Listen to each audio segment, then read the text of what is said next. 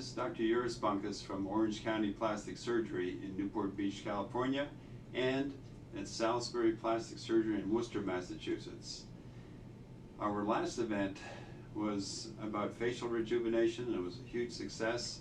We're trying to follow up on that with a virtual seminar focused on eyelid rejuvenation. Thank you for joining us. For those of you who have been to our Worcester or Newport Beach offices, you know what a wonderful staff we have that will take care of your needs. Audrey Hepburn once said, "The beauty of a woman is in her eyes, because that is the doorway to her heart, the place where love resides." Audrey was known to have beautiful eyes, yet if you look at this photograph, we can say that her lower lid lash margin hangs a little low and shows her entire iris. Beauty is in the eyes of the beholder. What constitutes beautiful eyes? Most of us know when we see them, but have a difficult time expressing what it is about the eyes that makes them beautiful. Physical characteristics such as eye shape, lash length, color, and brow shape help determine eyes' appeal. Eye beauty varies by sex. Women look better with slight brow elevation. Most men do not. No one looks good with baggy lower eyelids. Physical characteristics like shape, lash length, color, and brow shape help determine eyes' appeal. Beautiful eyes have a sparkle. They are called bright eyes. Actually, the brightness of an eye is not so much determined by the eyeball itself, but by the picture frame around the eyeball. The frame includes the bony socket, brows, upper and lower eyelids. The bony socket will determine if the eyes appear sunken in or protrude excessively. The upper eyelid critical component for most bright eyes is a well-defined upper lid crease. Brow shape and position are vital. Ideally, the lateral brows should be higher than the medial brows. Eyelid skin texture is also important. Most eyelids look better without excessive wrinkling or crow's feet. And, as mentioned earlier, no one looks better with lower lid bags. I consider these eyes beautiful.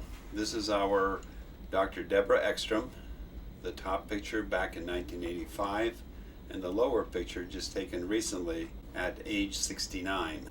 You can see that with time she's developed a little wrinkling along her lower lids. Her eyebrow has descended a little bit, yet generally her eyes were beautiful then and they were beautiful now. Things like excessive skin, excess in the upper lids, lower lid bags, and droopy brows are inherited. How can we make eyes look better? Obviously, the easiest way is to apply makeup. I am certainly not an expert on makeup and will not be telling you how to do so, but most females have learned this since their adolescent years. Glasses can enhance the periorbital area as well. Eyeglasses can make you look wicked smart, or if you're a biker gal, just plain wicked, making you wonder what's behind those glasses. What are some other non-surgical ways to enhance the appearance of eyes? Use of lattice, an eye drop that is placed in the eyelashes, can cause eyelashes to become thicker and longer by daily application for approximately 4 months. BOTOX can also improve the appearance of the periorbital area. Both of these photographs show a lady frowning. You can see how mean she looks before receiving the BOTOX. Also note how injecting just a small amount of BOTOX under the lateral brows causes the brows to come up in a so-called non-surgical brow lift.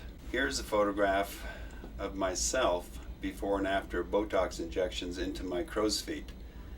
I have a little scar on my cheek, and obviously that's not going to change with the BOTOX, but you can see that my crow's feet went away and my brow was elevated. Thank you, Dr. Ekstrom. Fillers can also be used to improve the appearance of eyes. For patients who have tear troughs or sunken lower eyelids, fillers like Bellaterra can be used, or if I'm in surgery with the patient, I frequently inject some fat grafts into these areas. Fine lines and wrinkles around eyes cannot be improved by cutting, pulling, or suturing. The best way to treat those are with chemical peels or lasers. This is a lady in her late 40s who had a lot of wrinkles but did not have any excess skin or fat to remove. She was treated with a phenol peel, and you can see how much better the area around her eyes looks. The eyes are the center of the face. This 79-year-old lady wished to have facial rejuvenation, and we did a facelift on her.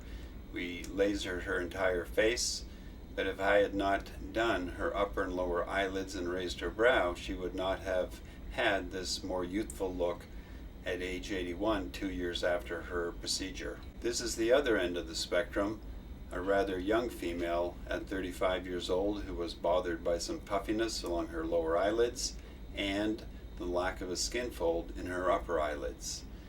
You can see the after photograph where she has room to put some eyeshadow in, and she definitely looks brighter than she did before. This is not an aging phenomenon, this is solely hereditary. She had this condition from her earliest high school days. This female was also in her early 30s and disliked the appearance of her upper eyelids. This is also a hereditary condition and was not so much due to excess skin as it was to lack of a fold. This is fixed in a manner similar to what we use for Asian eyelid repairs. Also, if you note, her right upper eyelid lash line covers part of her pupil.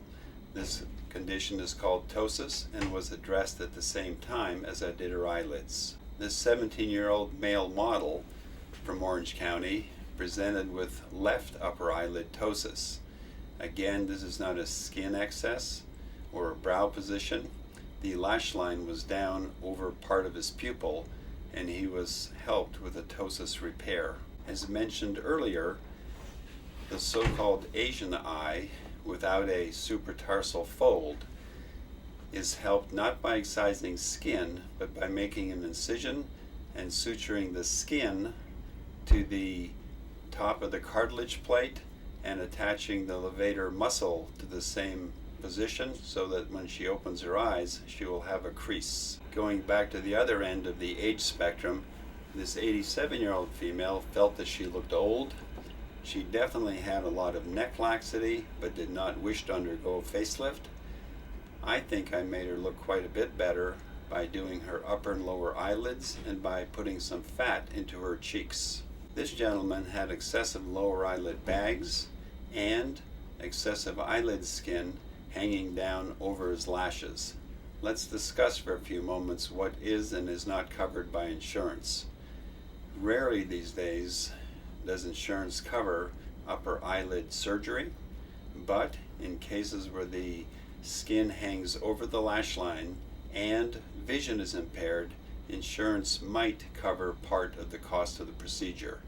No matter how bad lower eyelid bags are, insurance will never cover them. This gentleman is seen before and after a 4-lid BLEPHAROPLASTY that opened and enhanced his periorbital area. This is another example of someone who looks older than they are because of puffy lower eyelids. This condition is 100% due to heredity. You cannot develop eyelid bags unless your mother or father had them. This is the only fat in the body that is not under dietary control. The only way to remove it is by making an incision and taking the fat out. Whether we are indoors or out, light usually comes from above. That makes the top of the lower eyelid bag lighter than the bottom and creates a shadow, causing the so-called appearance of a bag. By removing that excess fat, the lower eyelid area is nice and flat and the shadow disappears. This certainly makes the person look more youthful. I will say a few words about eyebrows. This female wished to have a rejuvenated look, but she had very low eyebrows compared to where she had them in her youth. By raising her eyebrows as well as doing her eyelids, she ended up with a more youthful appearance and a happier look. I mentioned earlier that men do not look very good with high eyebrows. But if the eyebrows are this low, where the eyelashes are almost touching the eyebrows, it makes sense to raise them by a few millimeters just so that the patient can see better. This is accomplished through a small device that's attached to the bone just above the eyelid called an endotine. These devices are absorbable. They are placed in a small drill hole in the bone, and the flesh is impaled on the little tongs. A few months later, those absorb and the brows stay in the new position. This female wished to have facial rejuvenation. If you look at her photographs when she was in her 30s, she had relatively high eyebrows. Tightening her neck and taking the fat out underneath her eyes would not have made her look as good as she did when she was in her 30s without repositioning the brow. This lady had her facelift at age 50. The previous photographs were taken 15 years before this photograph of her at age 63. Notice how her eyes still appear quite youthful and her facelift has held. This female wishing facial rejuvenation also had very low eyebrows. If you look at her before picture, her eyelashes are touching her eyebrows. When she was young, she did not have a very deep space above her eyelashes, and therefore I only raised her brows a few millimeters. These are her photographs at age 23 and at age 60, approximately 12 years after her face and brow lift. Dr. Ekstrom and I would like to thank you for joining us for this event. We will follow this up next month with another event on rhinoplasties and nasal surgery. Thank you very much for joining us, and good night.